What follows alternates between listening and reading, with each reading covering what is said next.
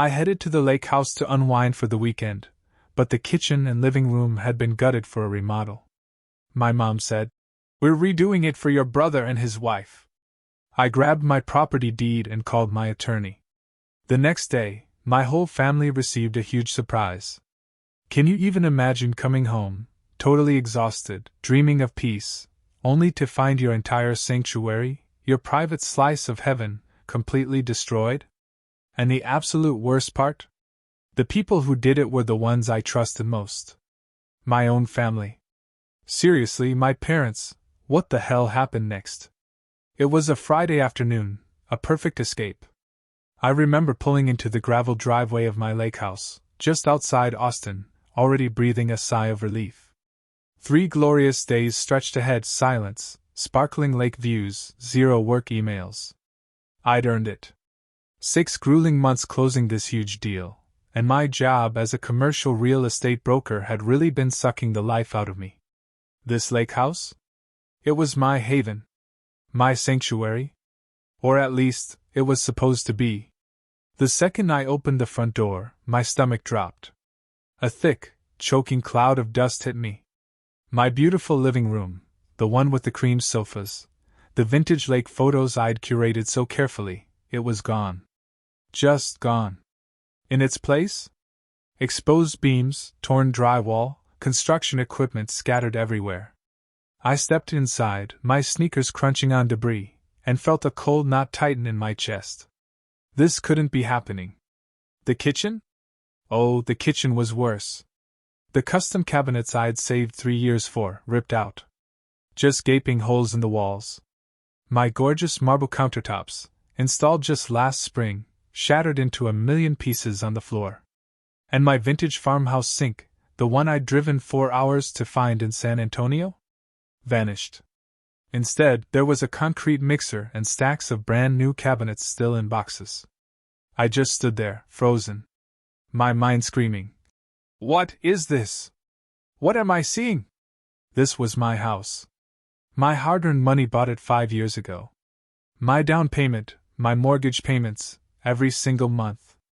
I'd spent countless weekends here, painting, refinishing the dock, planting flowers. It was mine. My phone was already in my hand, poised to call 911, when I heard footsteps. Bella, sweetie! You're here early! My mother stepped through the doorway, a bright smile on her face that evaporated the moment she saw my expression. She was in her usual chic white linen pants and coral blouse, silver hair in a neat bun. My dad followed, looking totally out of place in cargo shorts and a fishing vest. What happened to my house? My voice came out as a shredded whisper. Mom waved her hand dismissively, stepping carefully around a pile of broken tiles. Oh, don't worry about the mess. The contractor said they'll have everything cleaned up by next month. It's going to look absolutely beautiful when it's finished. Finished? I repeated, my brain short-circuiting. Mom, what are you talking about? Who authorized this? She blinked at me, genuinely confused by my reaction. Well, we did, honey. Your father and I. We've been planning this renovation for months. I pulled out my phone and scrolled frantically through my texts. Dozens of messages from her, but they were the usual stuff: nephew's baseball games, Sunday dinner invitations, cousin's wedding reminders. Nothing. Absolutely nothing about demolishing my house. There's nothing here about a renovation, I practically yelled, holding up my phone. My father cleared his throat, looking uncomfortable. Your mother mentioned it at dinner 3 weeks ago. You said it sounded fine? I stared at him, dumbfounded. I said what sounded fine? The remodeling, Mom interjected. We told you we wanted to update the kitchen and open up the living room. You were on your phone, but you nodded and said it sounded nice. The memory came back hazily. I had been at their house for Sunday dinner, completely drained from a week of negotiations, responding to urgent emails. Mom had been talking about something, and I probably had nodded, not really listening. Even if I did that, which I don't remember, this is my house, I said slowly, trying to keep my voice steady. You cannot just hire contractors and tear it apart without my explicit permission. This is not your property. My mother's expression shifted, something cold flashing in her eyes. Bella, honey, don't be dramatic. We're doing this for the family. Your brother and Victoria are going to need more space soon, and this house is just sitting here empty most of the time. It makes sense to make it more functional for when they visit. The words hit me like a physical blow. For when Jacob and Victoria visit. For when they move in. Mom corrected gently, as if this was the most normal thing in the world. We've been talking about this for months, sweetheart. Jacob's marketing firm is expanding, and he wants to open a satellite office out here. The lake house is perfect for them. Plenty of room for an office, and Victoria has always loved the water. Plus, you know, they're trying for a baby. The room started spinning. Move in? Mom! This is my house. I bought it. I own it. Well, technically, we helped with the down payment. My father mumbled, ever the peacekeeper. You gave me $15,000 5 years ago as a birthday gift. I shot back. The remaining $75,000 came from my savings, and I have been paying the mortgage by myself ever since. Nobody is giving anything to anyone, Bella, my mother said, her voice dripping with saccharine sweetness. We are just making it nicer for everyone to use. You are always so busy with work anyway. You barely come out here twice a month. Jacob and Victoria will actually live here. Take care of it properly. My vision narrowed. My voice, low and shaking, was barely audible. Get out. Bella. Get out of my house. Now. They left. My mother's protests faded as my father practically guided her out to their car. I stood in the doorway and watched them drive away, a cloud of dust rising from the gravel behind their tires. The moment they disappeared, I pulled out my phone and called the only person I knew would understand. Bella? My best friend Jessica's voice came through, clear and concerned. I thought you were at the lake house this weekend. No cell service, no contact, remember? Jess, I choked out, my voice cracking. I need help. They destroyed it. They destroyed my house. 20 minutes later, I'd explained everything, Jessica listening without a single interruption. When I finished, there was a long, stunned silence. Your parents hired contractors to demolish your kitchen and living room without your permission because they're planning to give your house to your brother? And you missed all of this? She sounded disgusted. Bella, that is not legal. At all. They cannot just take over your property like this. I wiped at my eyes. I know. I just can't believe they actually did it. Jessica made a disgusted sound. Your family has always treated Jacob like the golden child, but this is beyond anything I've heard. What are you going to do?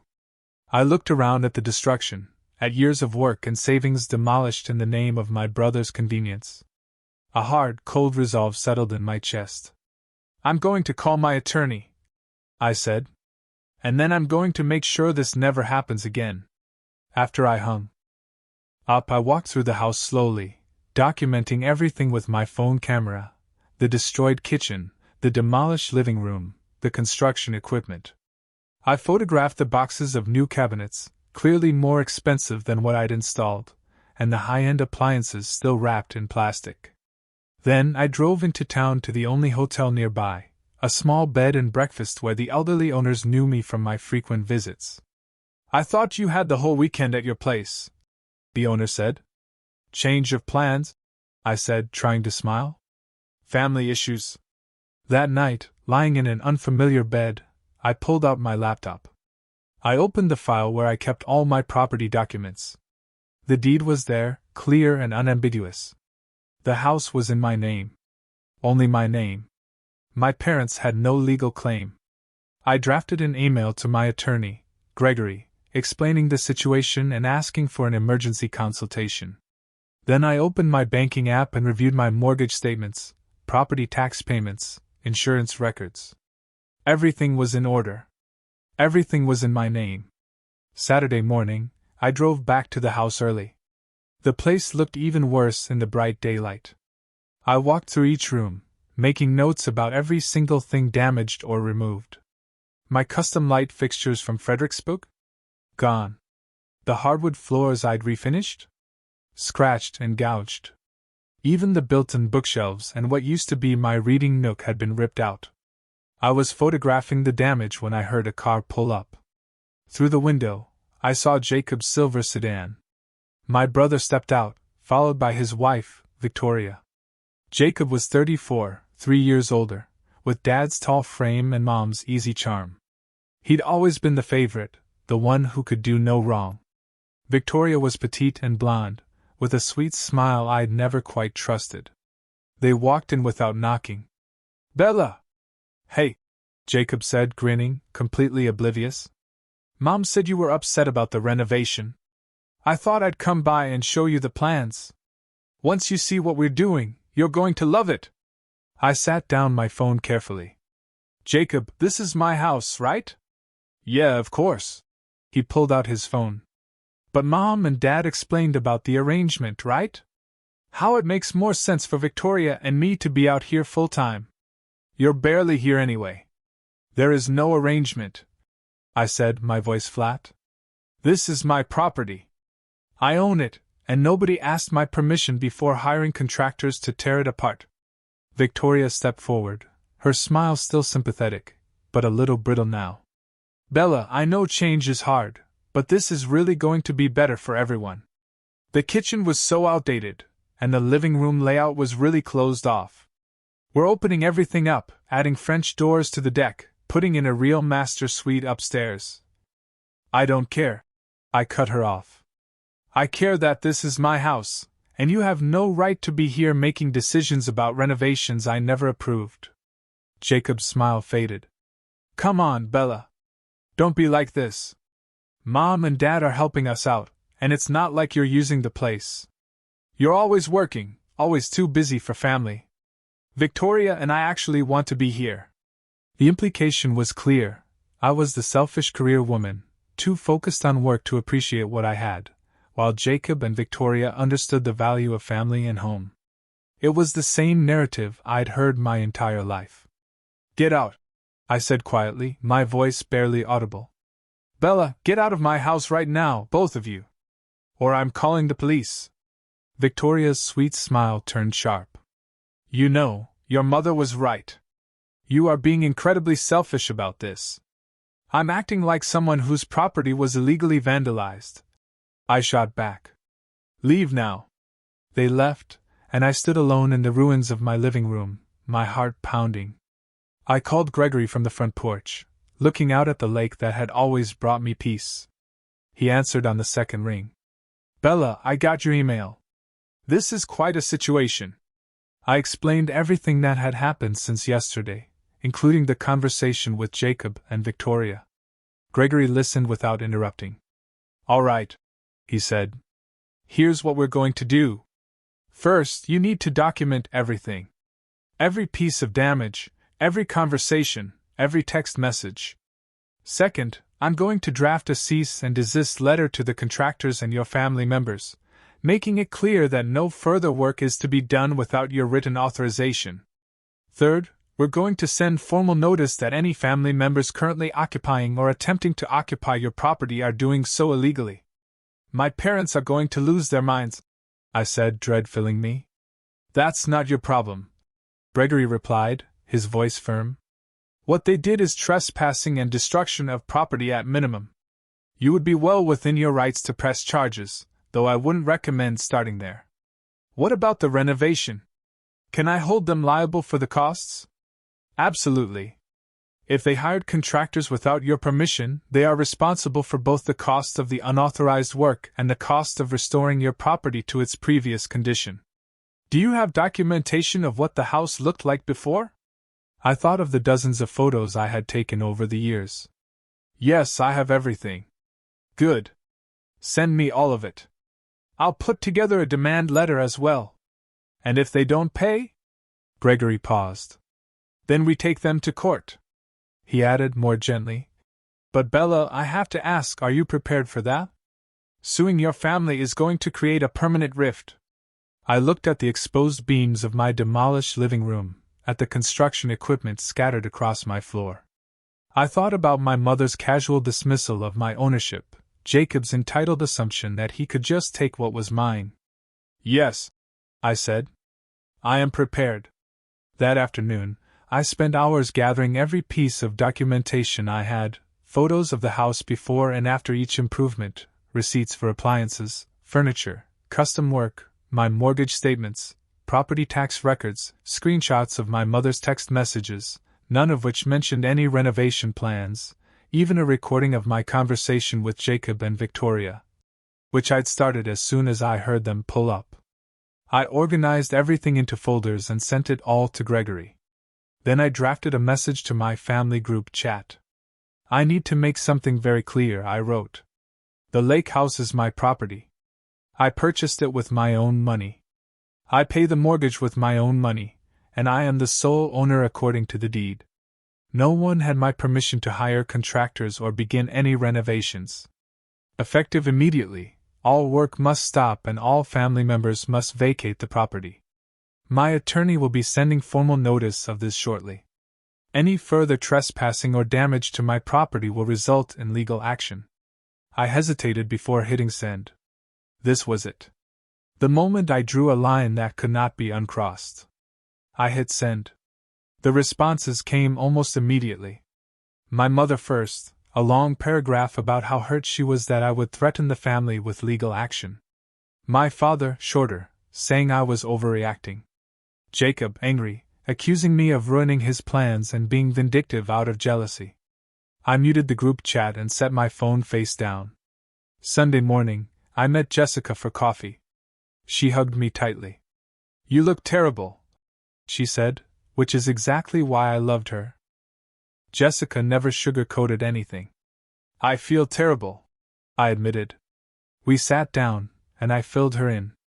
"I cannot believe Jacob actually showed up and acted like he had a right to be there," she scoffed. "The entitlement is unreal." "That's the worst part," I said. "He genuinely doesn't see anything wrong with it."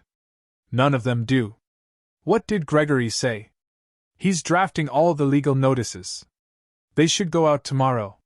He thinks once my parents see official legal documents, they'll back down." Jessica frowned. "Do you think they will?" I stirred my coffee. "I don't know. The family I thought I knew would never have done this in the first place." My phone buzzed. Another message in the family group chat, this time from my Aunt Linda. "I cannot believe you would treat your parents this way after everything they have done for you." I showed it to Jessica. She rolled her eyes. "Let me guess. She has no idea what actually happened. She just heard your mom's version." "Exactly." I muted notifications from my aunt. More were coming in now, cousins and family friends, all apparently getting updates from my mother about my terrible behavior. "You know what you need to do," Jessica said. "Fight back. Not just legally, but publicly. If they're going to tell everyone you're being unreasonable, you need to make sure people know the truth. I don't want our family drama on social media. I'm not talking about social media. I'm talking about facts. When people ask you what's going on, and they will, you tell them the truth. Your parents hired contractors to demolish your house without permission so they could give it to your brother. Period. No emotion, no drama, just facts." She was right. I had spent my whole life trying to keep the peace, trying not to make waves. But staying quiet had not protected me. It had just made it easier for them to take advantage. "Okay," I said. "Facts only. I can do that." Monday morning arrived with an email from Gregory. The cease and desist letters had been sent via certified mail and email to my parents, Jacob, Victoria, and the contracting company. I read through the legal language, clear and unambiguous, laying out my ownership of the property and demanding all work stop immediately. There was also a demand letter requiring my parents to pay for all damage to the property, with a deadline of 15 days to respond. I was sitting in the hotel breakfast room when my phone rang. "Mom." I let it go to voicemail. She called again immediately. Then my father. Then Jacob. I ignored them all. The voicemail notifications piled up. I waited until after I finished my coffee before listening. My mother's voice was shrill with anger. Bella, what have you done? We just received a legal threat from some attorney claiming we trespassed on your property. This is absurd. You need to call this off right now before you embarrass the entire family. My father sounded tired and disappointed. Bella, honey, I know you're upset, but getting lawyers involved is not the answer. Please call your mother back so we can work this out. Jacob was furious. Are you kidding me right now? You send us a cease and desist. Victoria is in tears. Mom is having a breakdown. All because you can't share a stupid house that you barely use. Grow up, Bella. I deleted all the voicemails and opened my laptop. Time to start researching restoration contractors and getting quotes for fixing the damage. By Tuesday afternoon, I had estimates from 3 different contractors on the cost of restoring my house. The numbers were staggering. Between the custom cabinets, the damaged hardwood floors, the missing fixtures, and the labor to undo all the demolition work, I was looking at close to $90,000 in repairs. I sent all the estimates to Gregory with a note. Does this seem reasonable? He called me instead of emailing back. The estimates are consistent with the scope of damage you documented. The problem is that demolition is always faster and cheaper than restoration. They tore out your kitchen in a day. It's going to take weeks to rebuild it properly. And since you had custom work before, you're going to pay custom prices to replace it. $90,000, I said, still processing the number. Yes, and that's actually on the conservative end. If you wanted to upgrade to the level of finishes they were planning to install for your brother, it would be significantly more. I don't want what they were planning. I want what I had. Understood. I'll include these estimates in our demand to your parents. Speaking of which, we received a response from their attorney this morning. My stomach dropped. They hired a lawyer? They did. A friend of your father's, apparently. The response is not strong. He's arguing that your parents had implied permission to make improvements based on your conversation at dinner and their financial contribution to your down payment 5 years ago. That is ridiculous. I agree, and frankly, so would any judge. The law is very clear on property ownership. But it does mean they're fighting this rather than accepting responsibility. I closed my eyes. Part of me had hoped that once they saw the legal documents, they would back down and apologize. That hope was dead now. What's our next step? I asked. We file a lawsuit. Civil trespass and destruction of property. We sue for the cost of repairs, plus damages for loss of use of your property during the restoration period, plus legal fees. Given the documentation you have, this is a straightforward case. How long will it take? Could be anywhere from 6 months to a year before we get to trial, unless they settle. But in the meantime, we can request an emergency restraining order preventing any further work on the property and requiring your family members to stay away. Do it, I said. All of it. The next few days blurred together. I hired one of the restoration contractors to begin work immediately, paying out of my savings account and documenting every expense. The restraining order was granted, with the judge clearly unimpressed by my family's legal arguments. My parents and Jacob were ordered to stay at least 500 feet from the property until the case was resolved. The family fallout was immediate and brutal. My phone exploded with messages from relatives I barely knew, all telling me I was destroying the family over money. My mother's best friend called to tell me I should be ashamed of myself. My grandmother, 86 years old and usually kind, left a voicemail saying she was disappointed in the woman I had become. Only Jessica and a handful of my work friends understood. They're circling the wagons, Jessica said when I showed her some of the messages. Classic family behavior. You're threatening the established order, so everyone is rallying to protect it. I just wanted them to admit what they did was wrong and pay to fix it, I said, my voice tight.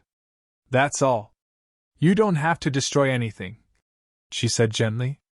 You just have to stand up for yourself. And in your family, that's the same thing. By Friday, 1 week after I had discovered the destruction, I was back in Austin for work. The restoration on the house was underway, the contractor promising to have everything finished in 6 weeks. The lawsuit was filed. The restraining order was in place. And I had not spoken directly to any member of my immediate family since the day I sent the group chat message. I threw myself into work, grateful for the distraction, but my concentration was shot. I kept checking my phone for updates. From Gregory, from the contractor, for new messages from relatives who wanted to tell me what a terrible person I was. At my desk on Wednesday afternoon, my phone rang with a number I didn't recognize. I almost let it go to voicemail, but something made me answer. "Is this Bella?" A woman's voice, professional and crisp. "Yes." "Who is this?" "My name is Patricia. I'm calling from Henderson Construction, the company that was doing work on your property before we received the cease and desist letter. I wanted to reach out personally because something about this situation has been bothering me." Patricia continued, her voice careful and measured. "When your parents hired us, they presented documentation that they said proved they had the right to authorize work on the property. After we received the legal notice from your attorney, I pulled our file to review everything." "Okay," I said slowly, my heart rate picking up. "The documents they showed us were partially falsified, or at least they misrepresented what they were. They had a copy of your property deed, but they told us it was in their name.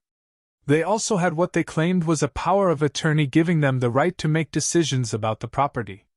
After your attorney's letter, I had our legal team verify the deed. It is in your name only, exactly as you stated. There is no power of attorney on file with the county." I felt cold.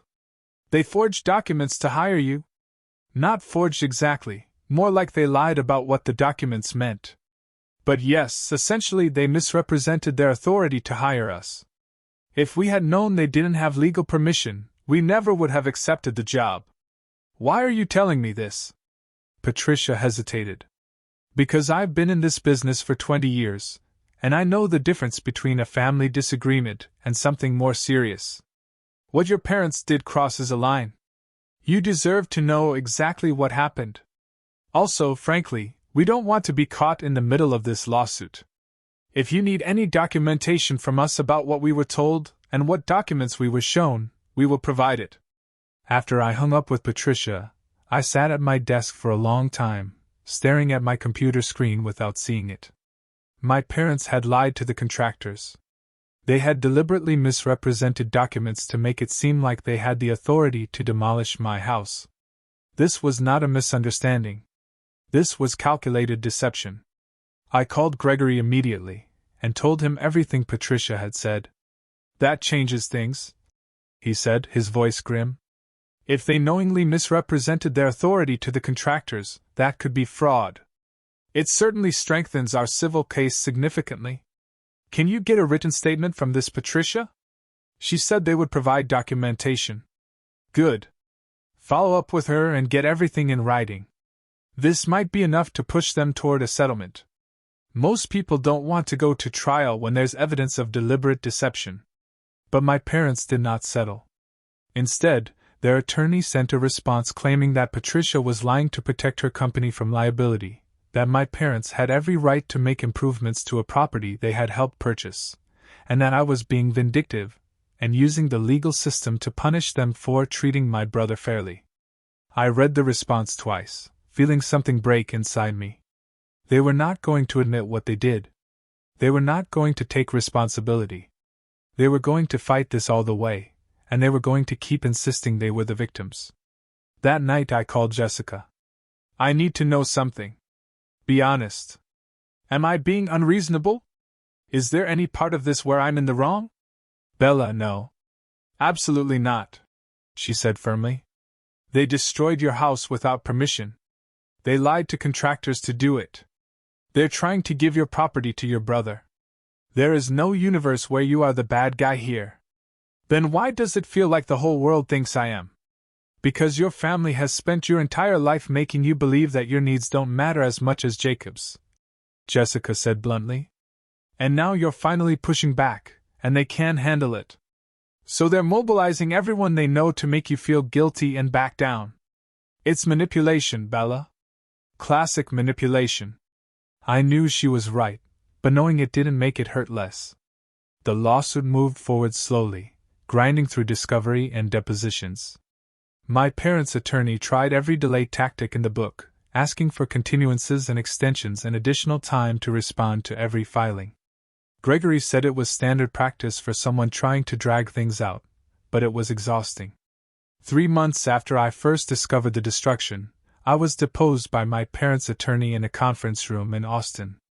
He was exactly what I expected, middle-aged, overly confident, wearing an expensive suit and a patronizing smile.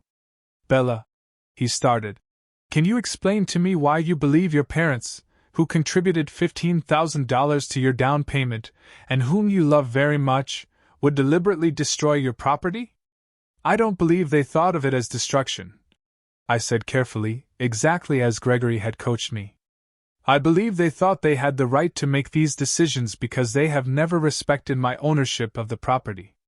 But intention does not change the fact that they hired contractors to demolish my kitchen and living room without my permission." "But you did give permission, did you not? At dinner, when your mother mentioned the renovations?" "No, my mother mentioned something about updating at some point. I was not paying full attention, and I may have made a non-committal sound. That is not the same as giving permission for the level of work that was done." "So you admit you were not paying attention to your own mother?" Gregory put a hand on my arm. "That is not a question. Please move on."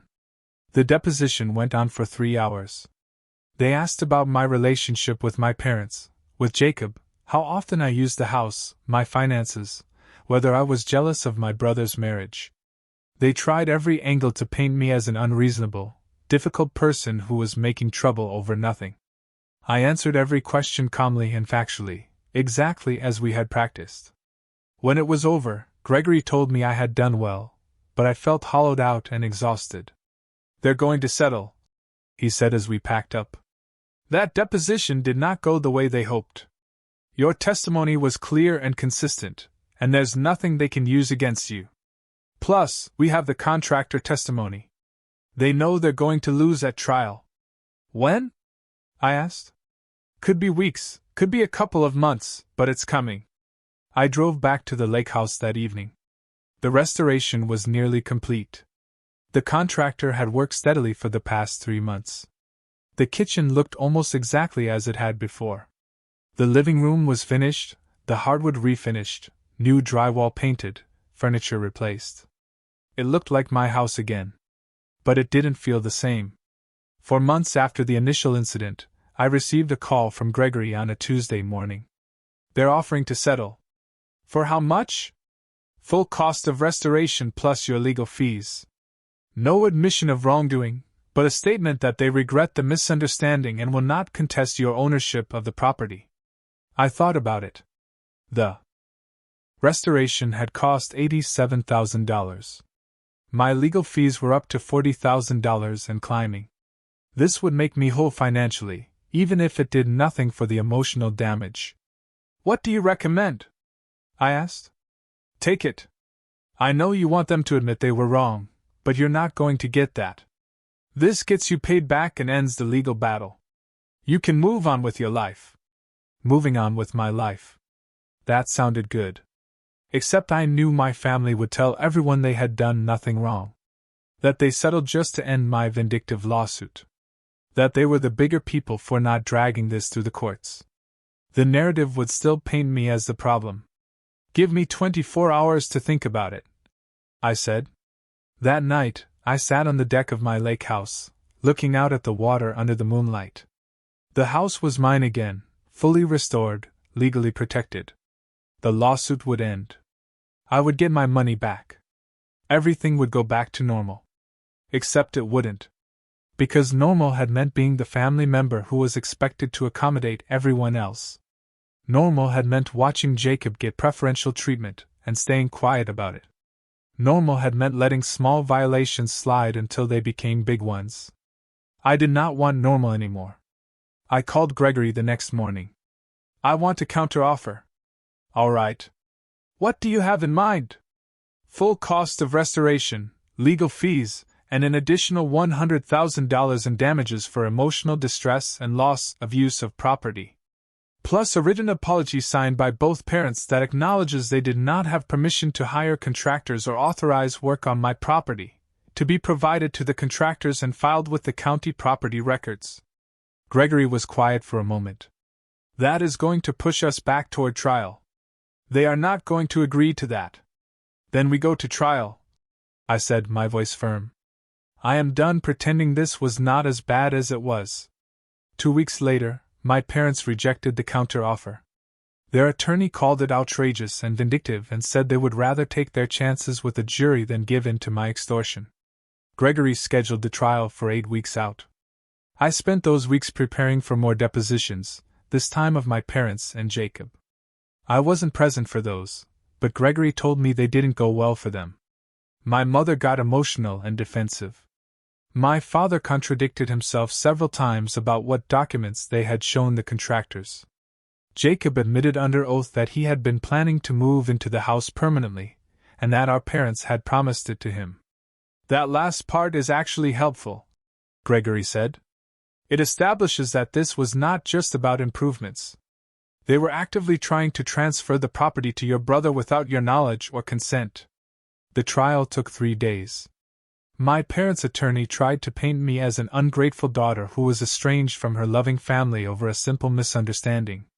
He showed photos of family holidays, of me and Jacob as kids, of my parents at my college graduation. He called relatives to testify about what a close family we used to be. But when Gregory cross-examined those same relatives, none of them could explain how being a close family justified demolishing someone's house without permission. None of them could defend the forged power of attorney or the lies told to contractors. I testified on the second day. Gregory walked me through everything: buying the house, the improvements I had made, the years of mortgage payments and care, the discovery of the destruction, the conversations with my family. I kept my voice steady and factual, even when my parents' attorney tried to provoke me. I am happy for my brother's successes, I said calmly when asked about Jacob. But his success does not entitle him to my property.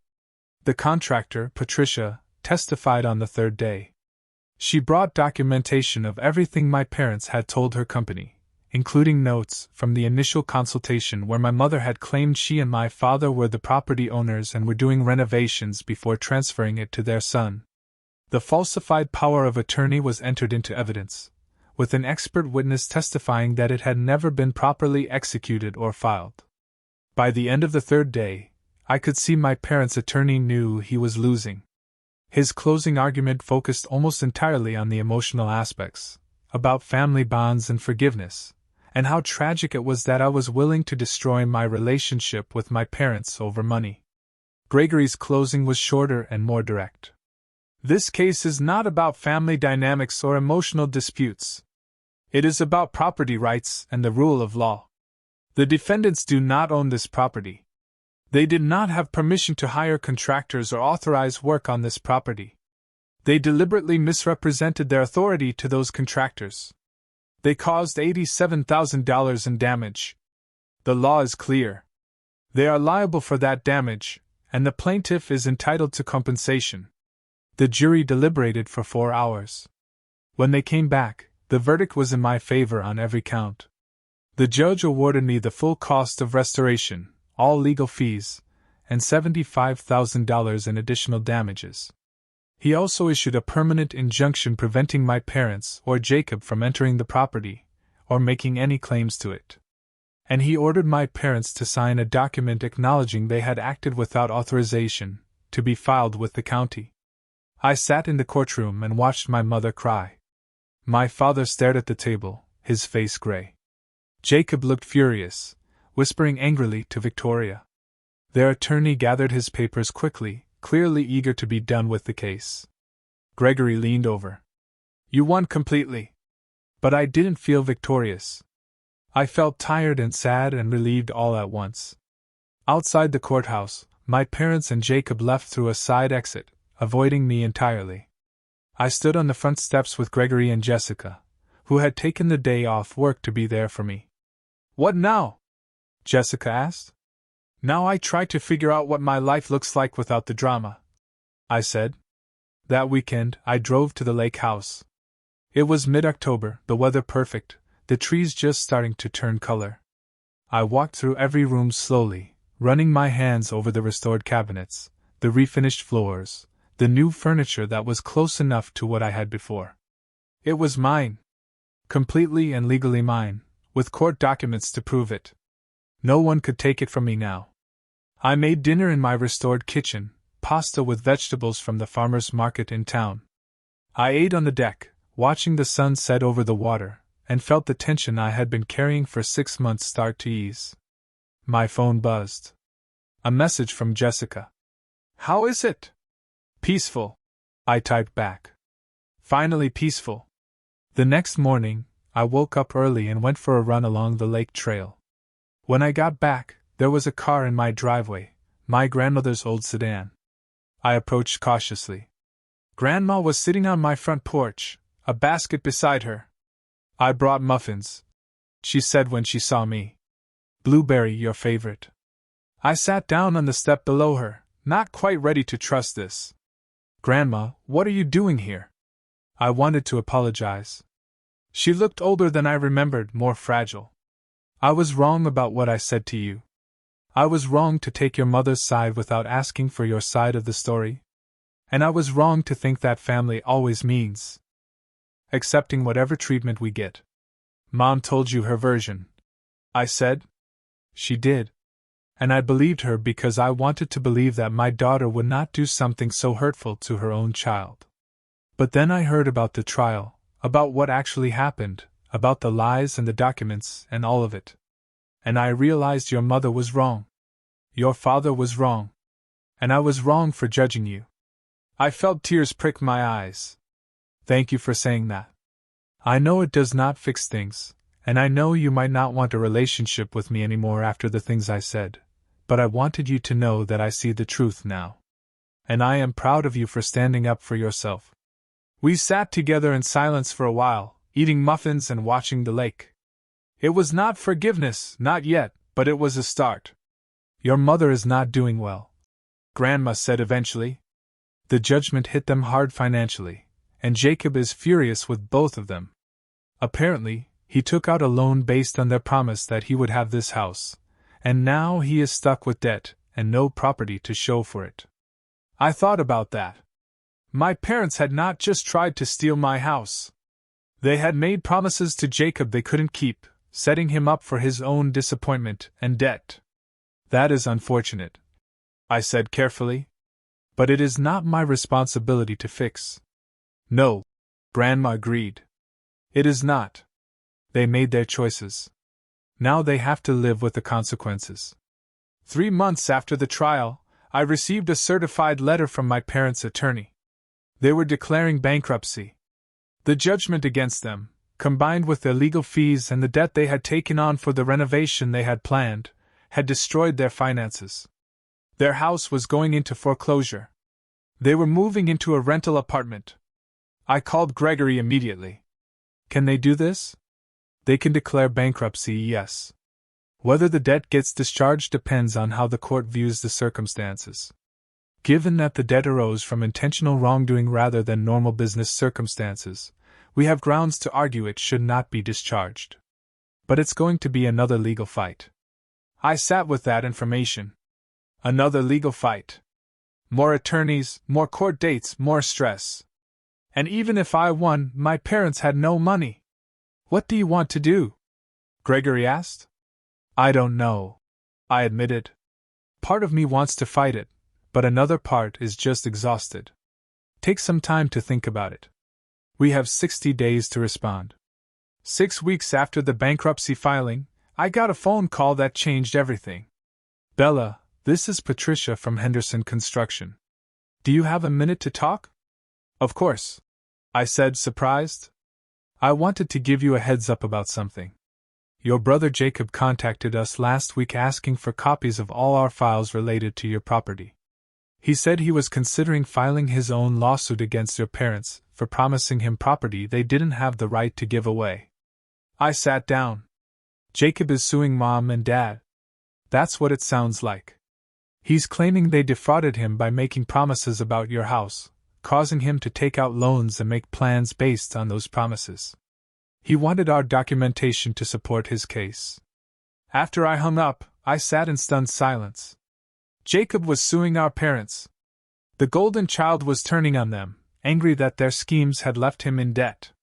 Whatever fantasy they had built, where the family rallied around them, had completely collapsed.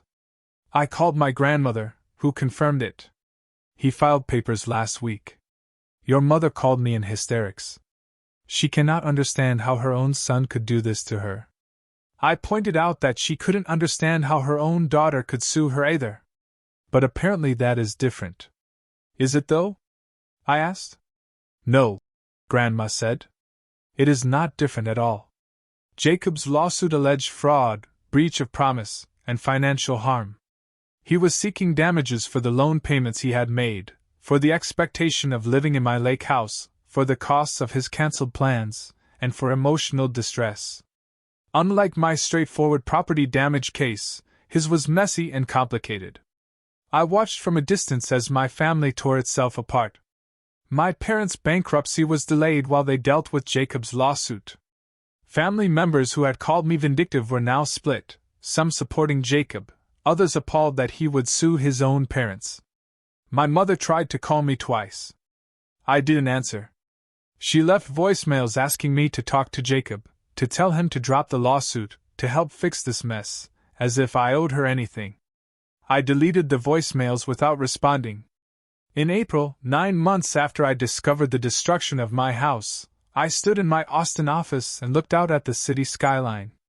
My boss had just offered me a promotion to senior broker with a significant raise and my own team. You have been one of our best performers, she said, even while dealing with personal issues that would have derailed most people. That is the kind of resilience we value. I accepted the promotion. And that night, Jessica took me out to celebrate. We went to a nice steakhouse, ordered expensive wine. You did it, Jessica said, raising her glass. You fought for yourself. You won. And you are thriving. That is the best revenge of all. Is it revenge if I'm just living my life? I asked. Absolutely. The best revenge is success and happiness while the people who wronged you implode. You have both. I thought about my parents and their rental apartment, facing bankruptcy and a lawsuit from their own son. I thought about Jacob, deep in debt and legal trouble, his golden child status tarnished.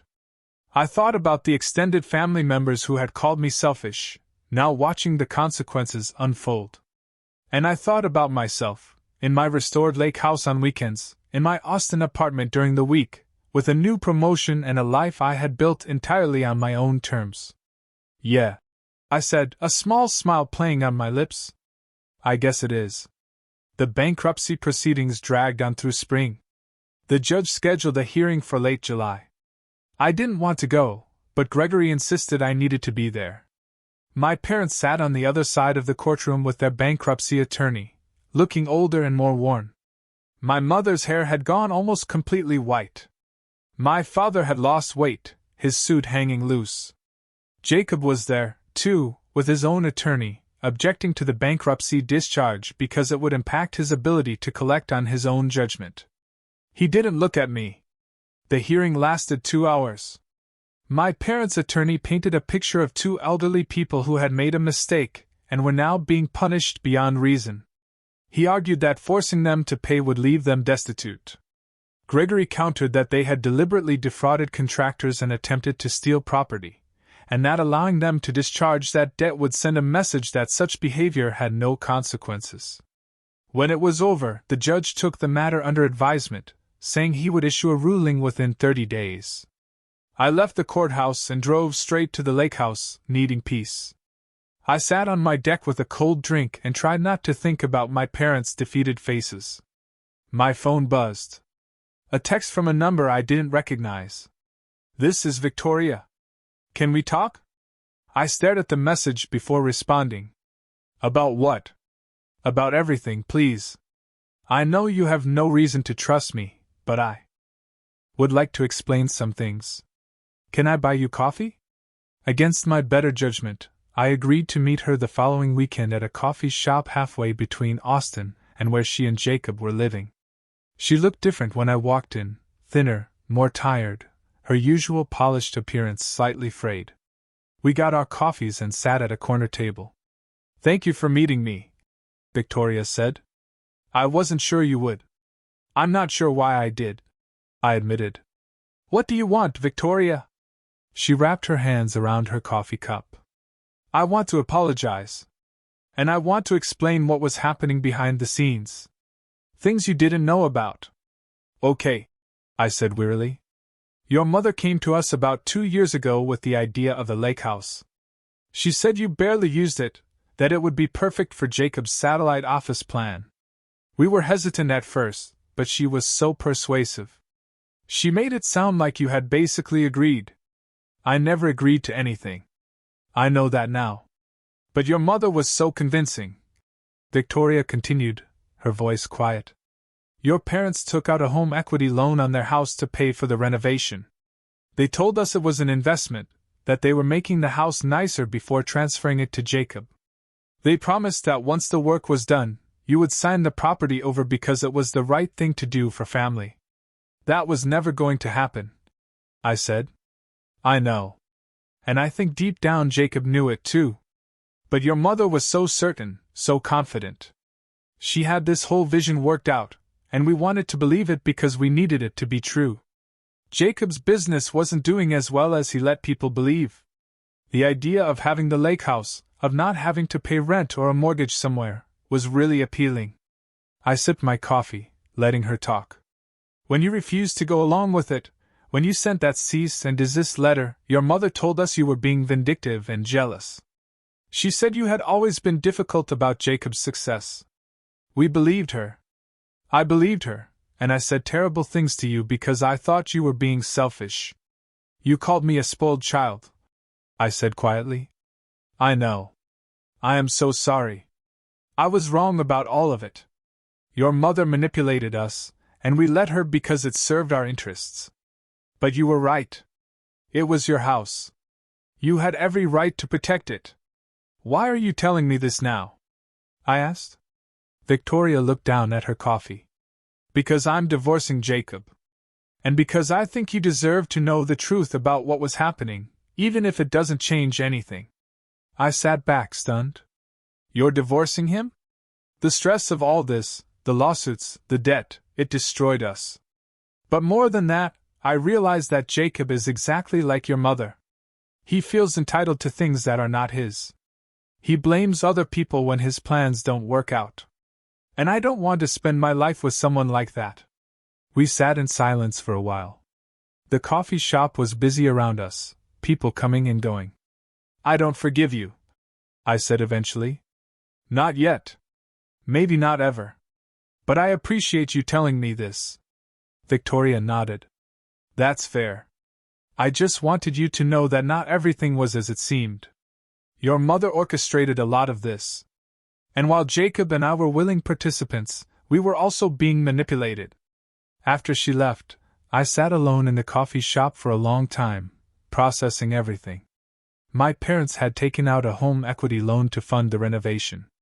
They had promised the house to Jacob as if it were theirs to give. They had built an entire fantasy and convinced themselves it would work out. And when I refused to play along, the whole thing collapsed. The bankruptcy judge issued his ruling in August. He allowed my parents to discharge most of their debts, but he specifically excluded the judgment I held against them. His written opinion stated that debts arising from intentional wrongdoing and fraud could not be discharged. It meant they still owed me the full amount of the judgment.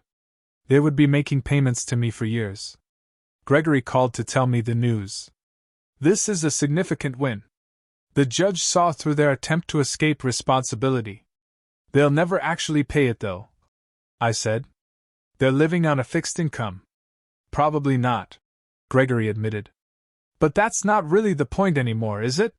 He was right. The money didn't matter as much as I thought it would. What mattered was that I had stood up for myself and won. Jacob's lawsuit against our parents settled out of court in September. The terms were confidential, but my grandmother told me that our parents agreed to sign over the title to their car and make small monthly payments. It was a fraction of what he had asked for. The family is completely fractured now, Grandma said. Your parents are not speaking to either of their children. Jacob and Victoria's divorce is ugly. Half the extended family has taken sides or stopped attending events. Thanksgiving is going to be awkward. I'm not going to be there anyway, I said.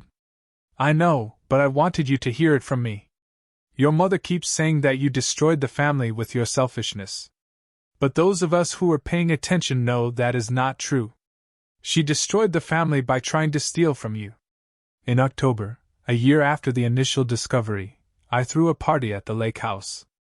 Not a family gathering, a party for my friends, my colleagues, the people who had supported me. Jessica helped me plan it, and we invited 30 people for an autumn afternoon. People swam in the lake, even though the water was getting cold. We grilled food. Someone brought a guitar and played folk songs as the sun set. I stood on my deck looking out at the people who had chosen to be in my life and felt grateful. This is nice, Jessica said, coming to stand beside me. You look happy. I am happy, I realized. For the first time in a year, I am actually happy. Good. You deserve it. My parents never recovered financially or emotionally from the double blow of my lawsuit and Jacob's. Their bankruptcy left them with ruined credit and limited options. My mother, who had once been the social center of the family, found herself isolated as more relatives learned the truth about what she had done. Sunday dinners stopped. Holiday gatherings became awkward, sparsely attended affairs. My father's apology letters to various family members had circulated, cementing their role as the villains, rather than mine. Jacob's business struggled under the weight of his debt, and his reputation took a hit when word spread about him suing his own parents.